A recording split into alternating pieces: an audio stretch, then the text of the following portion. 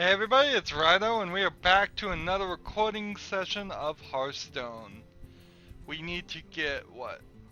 Well, 5 victories between Paladin and Warrior, 5 victories between Priest and Warlock, and 7 victories in total.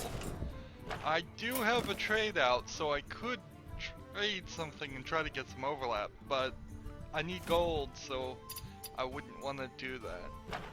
Tavern Brawl will be back in 2 days, so we don't have to deal with that. We're gonna play some good old-fashioned, just regular, non-ranked play. Paladin, Warrior, Priest, and Warlock. So, let's do Paladin, no, Warrior and Priest. We don't want to do Paladin because Paladin's already at max level. So, Warrior, Priest, and Warlock are our 3 options. Okay. So I'm not sure how much I improved my Warrior deck in particular with the Grand Tournament rebuild. We'll have to play it and see.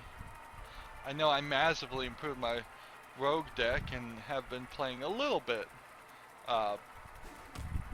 offline, trying to get gold, trying to mostly just to stall and not record the games. I've fallen into a real rut in which I just don't want to do my job.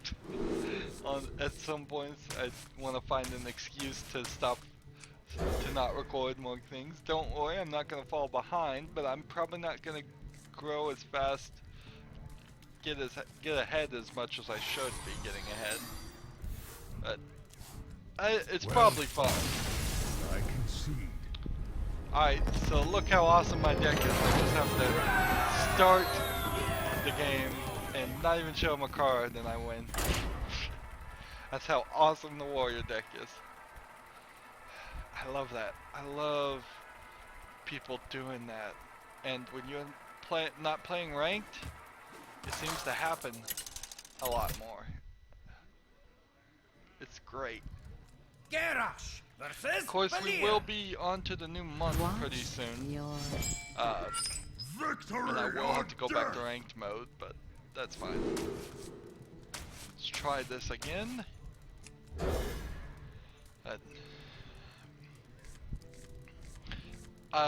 Watched an interesting video by Total Biscuit. I don't actually follow him on YouTube.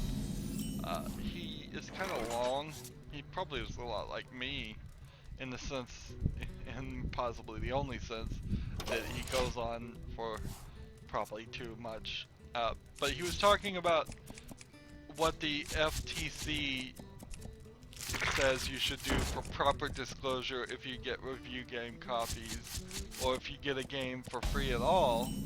And it was pretty informative, and I would recommend everybody research the subject, if not go watch that video as a YouTuber. As for me personally, I've never received a free game from anybody except for, I think, a game called Scribble Space, which I received as just on vote. He was giving out free keys. So and I did say in there and think that I luckily probably did properly disclose as much as I could that I got this game for free, so I don't know how much it's worth, and I think I mentioned it several times, which is probably enough to meet the requirements.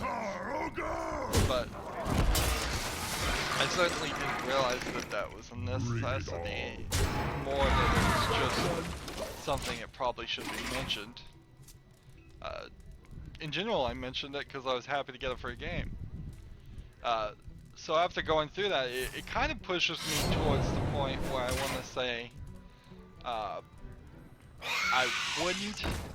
I'd prefer not to get free review copies from companies, just because it is pretty onerous to admit that what I took away from it was that if you get a sponsored content, which if you're getting a free recon or a free copy, you basically need to have a something on the screen at all times, so it is completely and blaringly obvious that this game was given to you for free.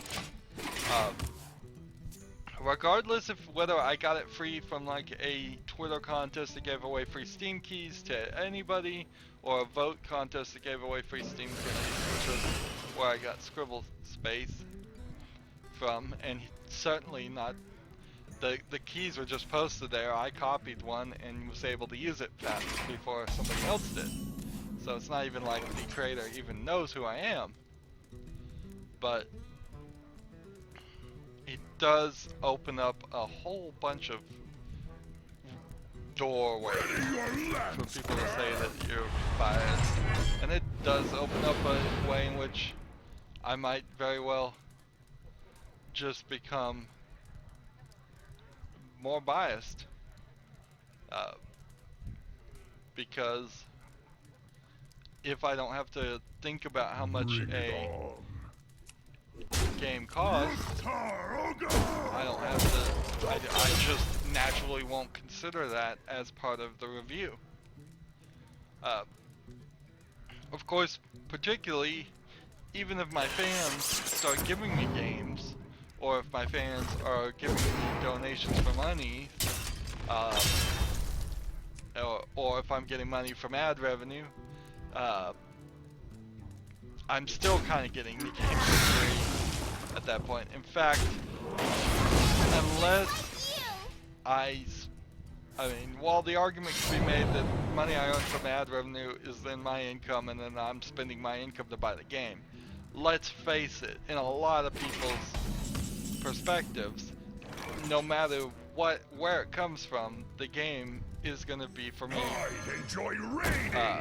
free. I'm getting it for free, but then technically I might be working for free too. But the point is, there's no things. If a friend of mine hands me $10 to go buy a game, I'm getting the money for free. If a fan hands me a donation for $10 to buy a game, I'm getting it for free. If my ad revenue pays me $10 and I buy a game, I'm still getting it for free in a sense. If the creator of the game gives me the copy of the game for free, or gives me $10 to buy the game for, it's still free. There's really no option there until the only option that might not fall into that way of thinking would be if I went and worked at McDonald's, got a paycheck from McDonald's or some other store, and then spent that paycheck on the game. So it's all kind of the same, and I think inherently the point in all of that is that I need to mention it very often. If somebody gives me a game,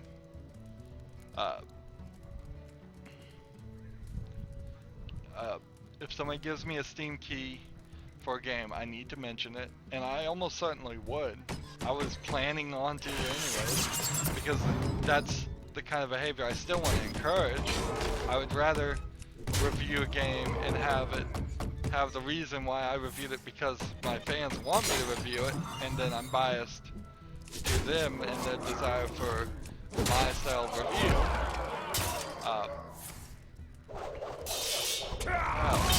Beat me. But so if a fan gives me a donation or Steam code, I would absolutely mention it. If I win any more games, I will absolutely mention it, and I will make sure that it is unavoidable. That's really what it boils down to, is you need to make the information unavoidable. So if you were doing like a live stream where people could jump in at any time, or a video where anybody could jump in at any time, which is, by the way, all videos on YouTube. You basically need something on the screen at all times saying game donated by publisher or creator or something like that. And I don't think that really gets to the phrase sponsored, and the FTC didn't, from what Total Biscuit said, doesn't seem to actually mandate or regulate phrases. So I think sponsored is when somebody is paying you directly to review your game or giving you no, I think that would only be sponsored, is if somebody is paying you directly to give a game, or they give you the game specifically under the agreement, a like contractual binding agreement type thing that you have to cover that Job's done. If somebody gives you a free review copy and then you don't ever go and review it, and you'd be fine, you wouldn't suffer any penalty from that, I think that wouldn't be sponsored. But then that is, I got the free game. I received a review copy for this game. In the light's name. So that's something that's definitely going to be on my mind a lot more now. I'm going to keep that in mind. In theory, the FTC could fine people for repeated offenses of not disclosing. Also, if I was for some reason involved with the creation in any way of a game, or partnered or worked with a company that was involved with the creation of or distribution or whatever of a game, I should definitely disclose that. I mean, that seems blaringly obvious that if there was going to be a Rydo game out there, I shouldn't just review it and not admit, oh yeah, this is totally about me. Yeah, even if somebody made just a game without my permission about me, I think I should disclose that I had no part in that game, but it's about me, so I might feel flattered and review it better. Or, yeah, it might go the exact opposite way. You can certainly have biases in the negative. Somebody could make a game without my permission about me that was really negative, and then I could say, well, this is about me and I find it insulting, so I'm going to review it worse. Honestly, I think if such a situation were ever to occur, and I don't know why it would, you probably are best just not mentioning it at all. Job's done. But then you'd get a lot of people going, hey, have you seen this? Have you seen this? So you might put up a video going, well, I've been made aware that this thing exists, and I've chosen to give it no coverage. So here's my coverage of me not giving it any coverage, since it is directly about me. Give a minion plus 3 health.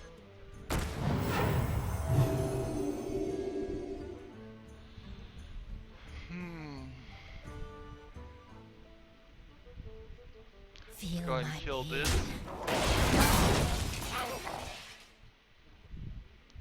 And then attack this. And then the turn. There we go.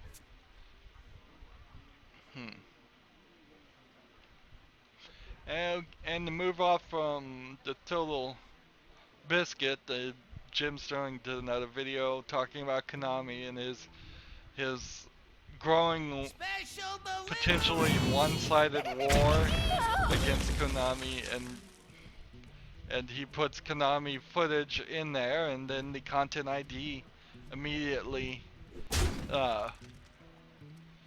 flags it and tries to monetize it, which is it's all automatic. And then this is where I'm growing more and more in the belief that I think he's just a super drama queen that only succeeds, or has at least recently decided, maybe he's always done this, that the way to succeed is to cause conflict, to try to make himself look like the victim. Content ID on YouTube happens all the time. It is automatic. It is absolutely rampant with people lying about what they own. That is true. But when you're content ID matched, it has a button that says play match. So you can click that and you can see whether it's audio or visual exactly what has been claimed. So for Jim Sterling to have been content ID'd and complained about this once, all he would have had to do on the first time is click that play match, see what was going to get caught, and he would have known not to put that footage in his second video to get caught in the second one. Now he doesn't have to do that, because that's not how Content ID works. Content ID works automatically, and you just, if you have a legitimate and actual belief that you have some rights to use that footage, you just click the dispute button and you dispute it. Some games I play are practically every episode content IDs with something, and you just dispute it. And a lot of people release the disputes immediately or within a week. Some people wait 30 days. I would say, in my personal experience, I've probably had about 50 content ID matches over 1,000 videos. Let's say that's true. I don't know. Maybe I'm wrong about the number.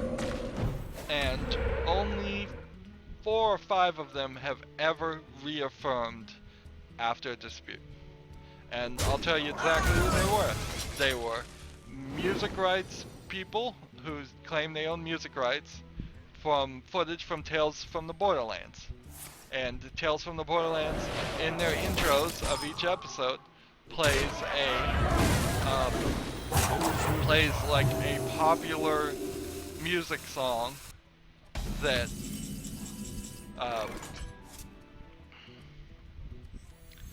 that isn't just in-game music that people don't really care about. So they reaffirmed it.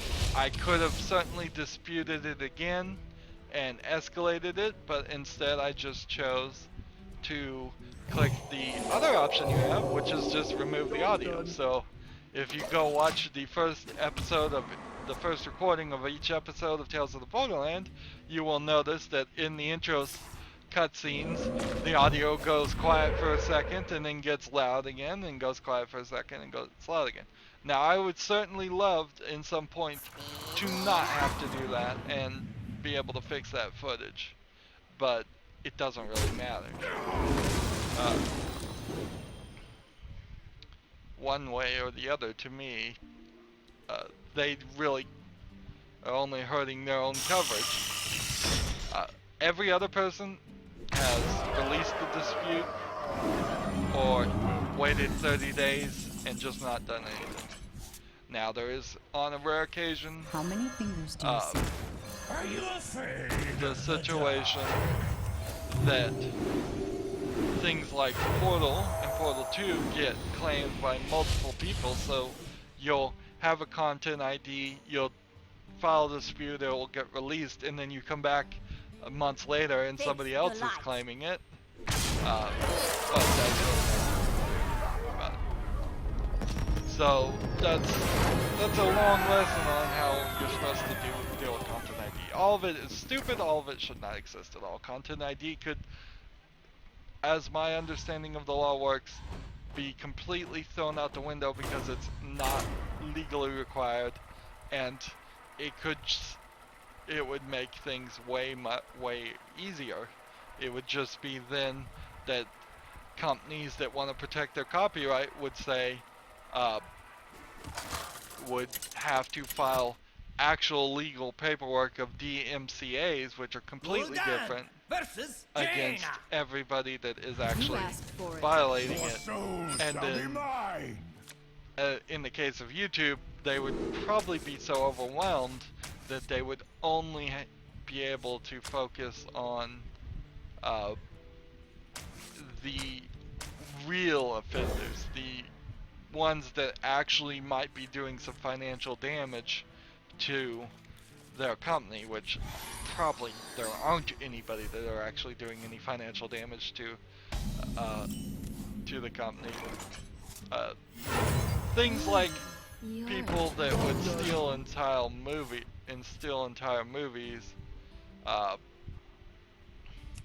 and put them on YouTube. They should get DMCAs. They should have legal proceedings at least threatened to them. But people that are reviewing movies and taking very small clips of it are trying to have a career in review something. Do I want to give them a mana crystal this early?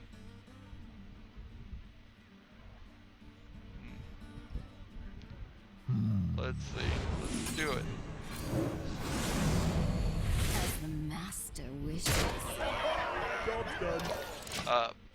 So back to Jim Sterling. Yeah, just drama queen antics.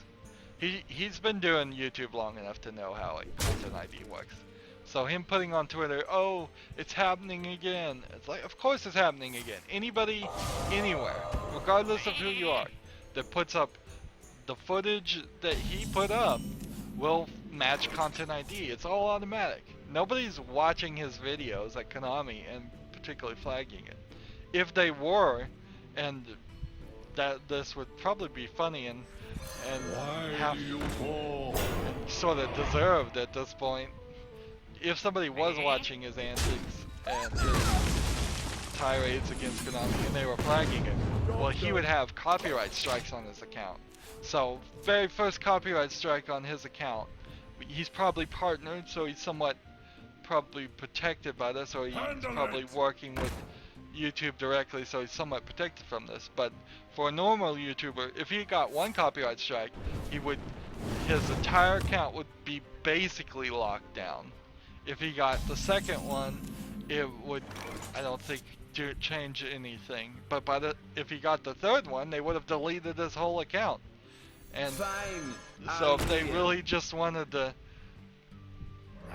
get his entire YouTube account deleted, they would be doing DMCAs. And if Konami is as bad as he says, which they probably are, I've heard from other sources not affiliated with Jim Sterling saying they probably are.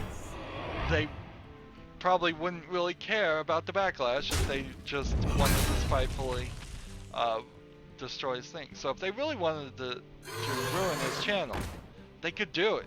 They could just file DMCAs and potentially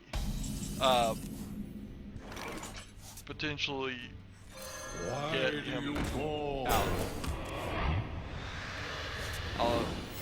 They might lose in some lawsuit later because of that, but they could probably afford to lose in the lawsuit. Fine, I'll want. Job done. Too. So, yeah.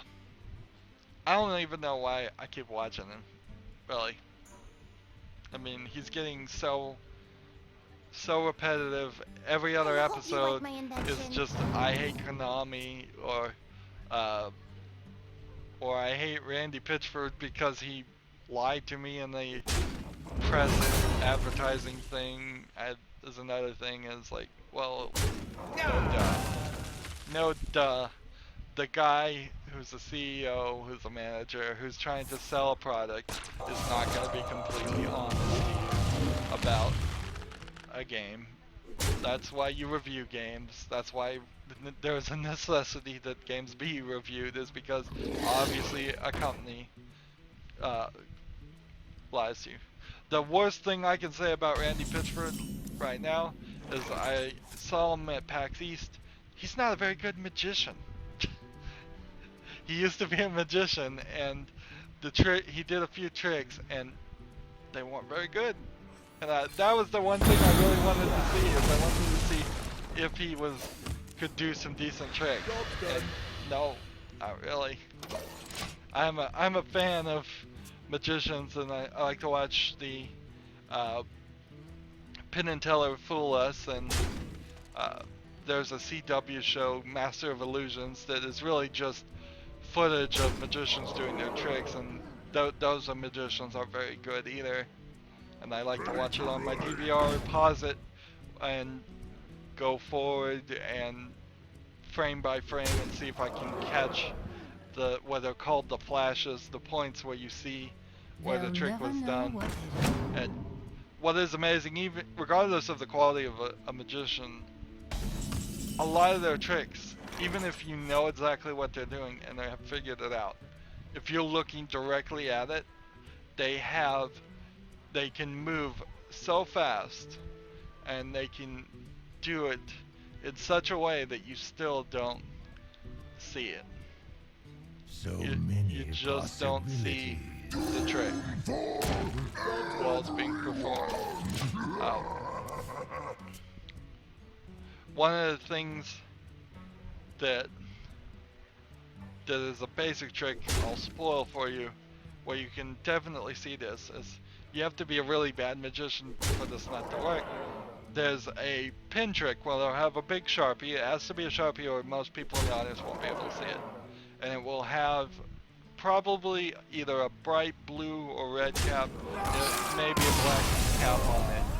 But they want it to be bright so you can see it on it. And then all of a sudden, he'll do a little hand movement, and then the cap will be gone, and he can write with the pen. And you'll be like, how in the world did he get the cap to disappear? And the trick to it is actually quite simple. Most of the people, I don't think they even need to use a trick pen or anything. They just spin it. What it is the cap is on the base of the Sharpie to begin with, and they show you it with the cap on, and you assume it's the tip with the cap on, and then they do a hand movement really fast so you can't even see it, and they spin it around in their hand, one-handed, and go to the other side. And they can do it, and they can distract you somehow, so that even if you're frame by framing, it's hard to see. That's what they do. As far as magic tricks, and that's really where it sucks, because that's like a thing. Actually, as a kid, I did want to be a magician. As a very, very young kid, I remember, like kindergarten or before kindergarten, I wanted to be a magician, and I remember trying to show my family magic tricks and them being bored by it, but it was definitely something that I look back now and say, well, with my arthritis and just a lack of actual skill in my hands, I play video games fine with my hands, but you have to practice like non-stop and have really things. If you're the type of person that can roll a quarter on his knuckles or something like that, then you might be able to be a magician. But if you can't, if you're not coordinated, no, you can't. You could probably be an assistant. You could probably let somebody else do all the tricks. But then a lot of times in magic tricks, the assistants are doing all the work anyways. On Masters of Illusions in particular, they'll often do the trick where a guy gets in a box and then his assistant will step out of the box a second later, and they do switch positions, and really more of the work on that trick is being done by the assistant than is being done by the actual presenter. I won't spoil that when I actually know how a lot of tricks are done, so I'm not gonna spoil them all.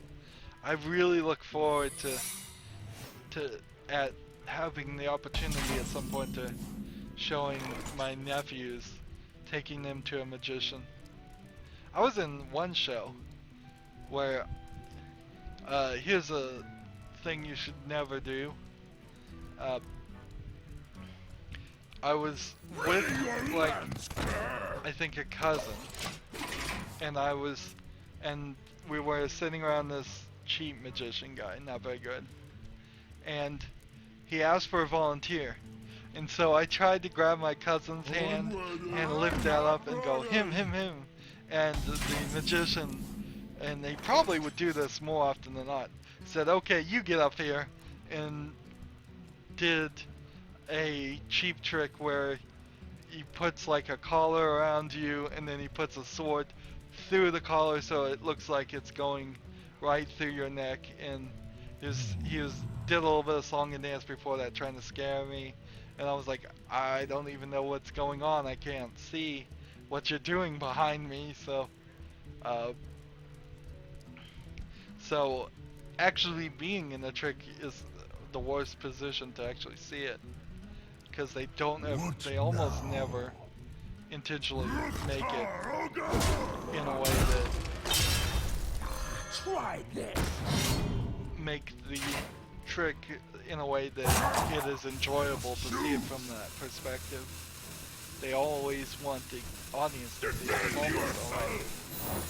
I saw, I think, one person who made one that was specifically just for the person on stage. But yeah, so don't try to volunteer your friends to magicians, because they'll just choose you, and then you'll be in the worst position ever to see the trick. And plus, that's just a little weird.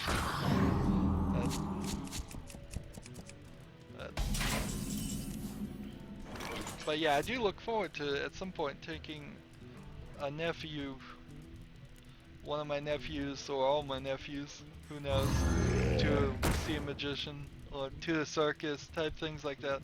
Things that I'm sure they'll be completely uninterested in seeing, because they'll just want to play on the iPhone. But that's what it is about when, I suppose that's what parents do all the time, is they want to relive their nostalgia of their youth, so they make their kids go do it. I certainly had, like, my parents and grandparents would take me fishing, and I'm like, I don't like fishing, but I recognize that you grew up fishing, and this is what you want to do. So, yeah, go along with the ride. And being a kid, and being any person in life, is just about, a lot of times, going along with the ride and enjoying it as best you can.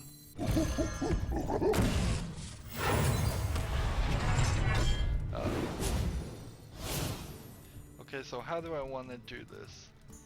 Let's hit this, and then I could hit this again, I guess.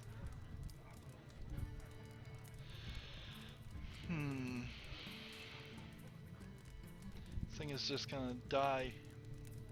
Ah, this sucks. I don't think I played that right at all.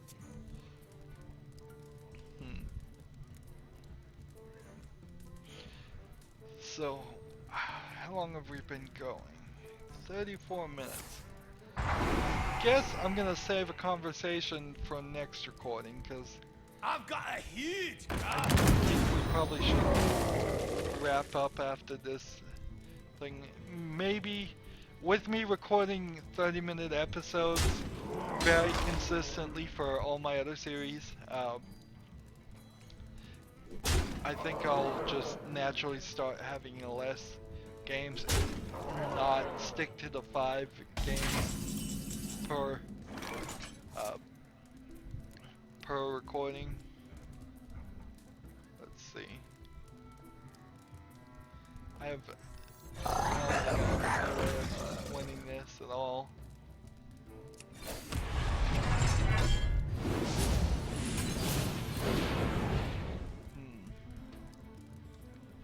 Yeah, I have no way of winning this. I can hit this, but he's gonna probably be able to take me out this turn. He only needs one extra damage, and he's a mage, and doing one extra damage is pretty easy.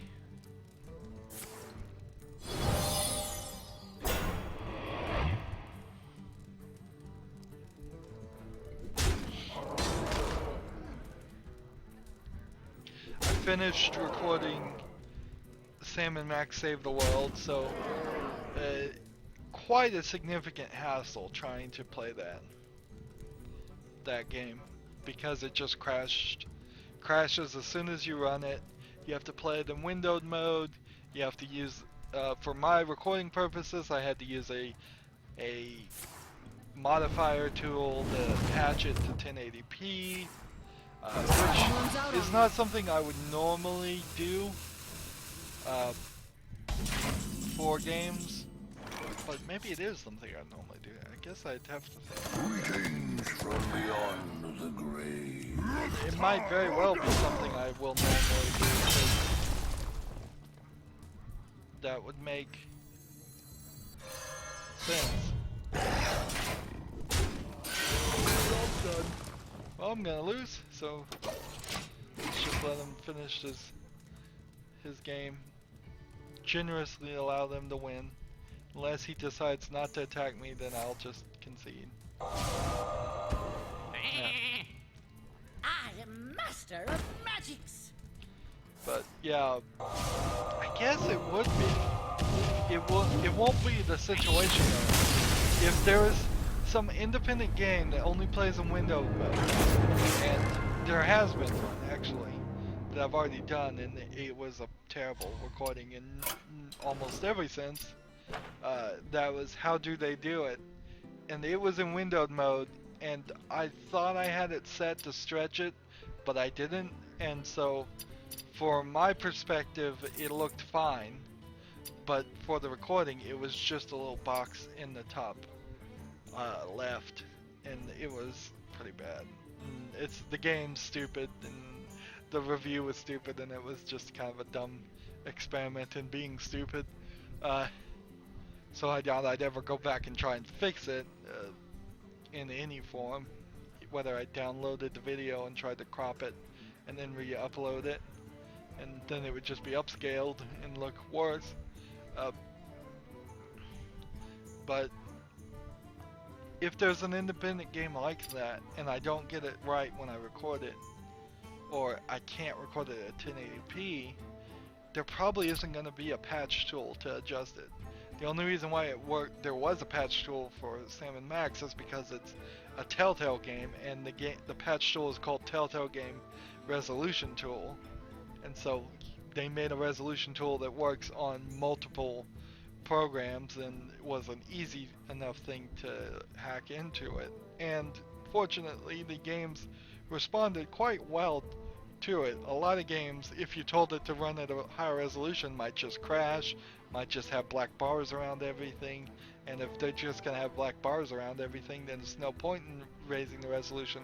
My recording software can do that just fine. But yeah, I guess I'll try if I ever run into that problem, but hopefully I don't run into the problem. I would have hoped games available on Steam would have been able to look at my version of Windows and said, you know what, this just won't run. Or it said, or better yet, it would have patched the little thing to make it in windowed mode. Them hiding system requirements on the store page, well, I guess it's not really hiding, they're just down low, is not enough. I kind of demand more from Steam. If Steam is going to be your game client, it should be able to tell you what games will run or not, and it should go back to old games and say these probably won't run either. But whatever, that's not the situation now. And that's going to be it for this recording. As always, I ask you to like, share, subscribe, comment if you want to, and to watch every second of my videos. All of that helps out. If you want to support me, you can click on my name Rydo. On the right will be a blue button that says support this channel. Click it and make a donation. If you want to friend or follow me on basically any social media sites, there's a whole bunch of links down below. Thank you for watching. Have a good evening.